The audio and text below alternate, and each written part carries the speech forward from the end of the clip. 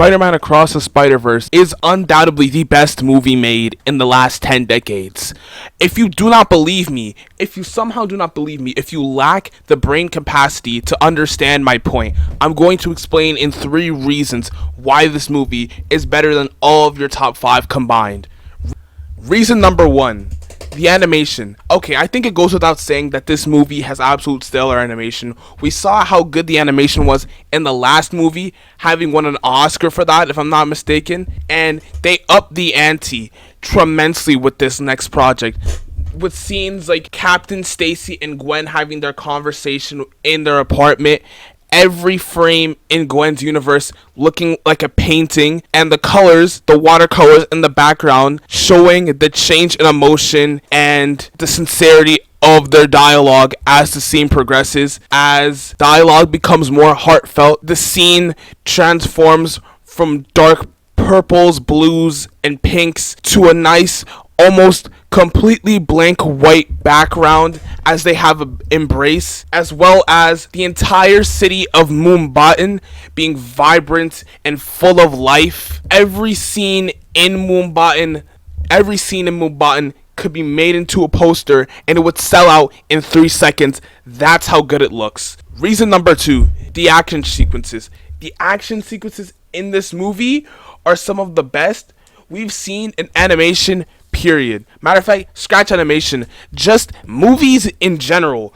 Some of the best action sequences. Back to what we were talking about earlier with Mumbai, there is a scene, spoilers by the way, there is a scene halfway through the movie around Act 2 where the main villain of the movie, the Spot, activates the reactor in Spider-Man India's world, and the subsequent activation of that reactor causes the Alchemax to explode, causing that entire giant Alchemax to crash on what looks like to be Mumbai's Golden Gate Bridge. And the main spider crew that we follow throughout this movie, Pavitr, Miles, Gwen, and Hobby, have to stop it in this amazing sequence where they're rushing through buildings trying to save as many people as possible using web tricks we haven't seen since, I don't know, probably Homecoming, but Homecoming is ass, so that doesn't count. And just the sheer scale you can feel within each second, the desperation as they try to get anybody off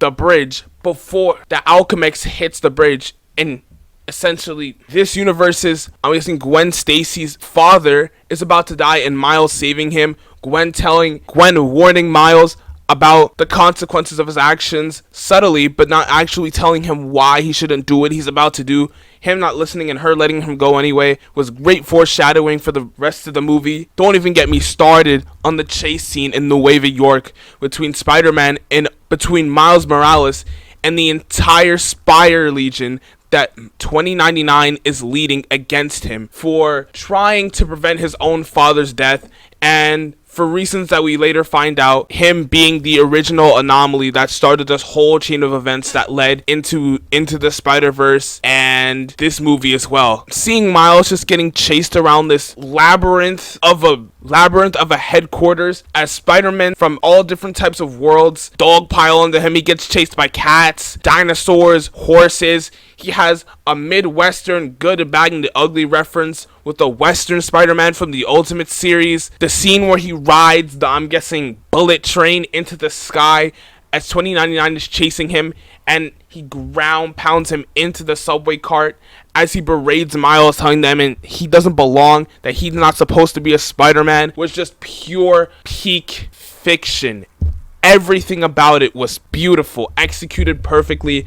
The little break halftime scene that we get between Peter B and Miles, in between saying that Miles is the reason that he had Mayday in the first place because he wanted Mayday to turn out like Miles because he respected Miles that much, was just electric. And as Peter's location is tracked by 2099 and they overhear their conversation, Miles again feels betrayed for like the 50th time in the movie and decides to ground pound his way through, I'm guessing, some internal system within the 2099 universe, and that's how he ends up getting on the bullet train. Just that whole scene, I think it goes on for 5 minutes. Fucking beautiful. And at the end where we find out Miles was leading all the Spider-Man away from the headquarters so we can go in the headquarters and then go back home, as 2099 realizes this and rushes back as fast as possible to catch him. And as soon as he's about to get sent back home, which we think is his home, but is actually the home of his spider that was originally supposed to put the Miles in that universe, 2099 is about to break open the little egg that Miles is in, as Spider-Bite has the option to either reboot the Go Home machine or let it play out, and she chooses not to, setting up her eventual join of Gwen's team at the end of the movie. Reason number 3, the characters. The new characters we get introduced in this movie do nothing but add on to the experience. If we had just the main story with Miles, Gwen, Miles' parents, the Spot, and 2099, it would have been a fine movie. But these characters add so much on to the already established characters that they feel like if they weren't there, the movie wouldn't have been as enjoyable if they weren't there otherwise.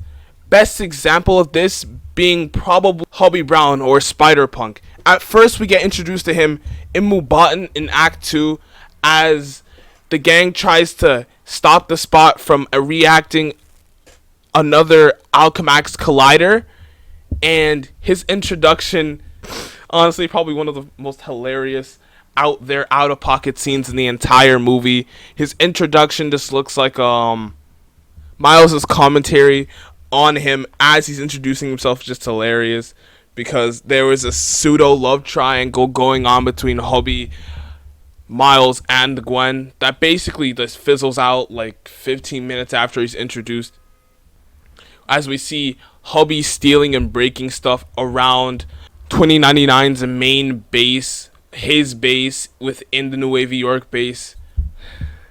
Other characters we get introduced in this movie are the already touched on 2099 with an, honestly, I want to say heartbreaking. It's sad, but it's also twisted, because 2099's origin story is basically he wanted a family so bad, he looked for a reality where he had a family, saw that guy got killed, him, and then replaced himself in that timeline, which basically caused the destruction of that entire universe, including his daughter, who literally essentially disintegrated in his own arms, which is the main reason why he's so hell-bent on Miles not changing anything in the canon, as he calls it, throughout the movie. He's just the perfect antagonist for this movie. Him being here, it's such a great filler spot for the Spot, which is the main villain of this entire 2-part film, because we see Spot a total of like around 4 times, and in those times he gets progressively more and more stronger as he goes from universe to universe. But his motivation, as justifiable as it is, him being the main antagonist, like throughout the movie, like Miles will have constant clashes with him, like it just didn't feel right. The psychological and ideological battle between 99 and Miles is one of the best scenes in the entire movie, as Miguel gives the whole exposition on what the canon is and how it functions, and then how Miles essentially has to accept his father dying, and he locks Miles up just to ensure that he won't get away. It was awe-inducing, truly. So yeah, in conclusion, Spider-Man better win an Oscar. If it doesn't win an Oscar, I'm rioting and I'm burning that place to the ground with my bare hands.